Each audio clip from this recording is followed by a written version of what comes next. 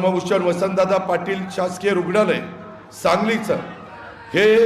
या संस्थेच्या परिसरातील विविध कामं ही झाली पाहिजे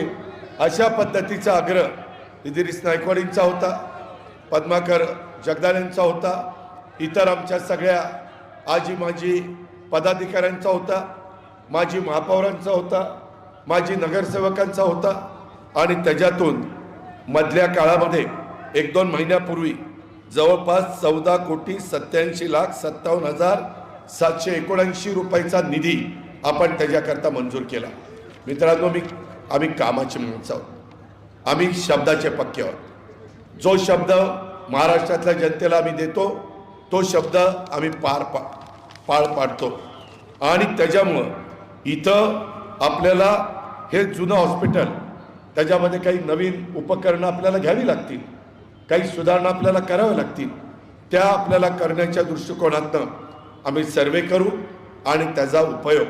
माझ्या मिरजेतल्याही लोकांना होईल, कुपवाडच्याही होईल आणि आजूबाजूच्या सांगली आणि इतर परिसरातल्या लोकांना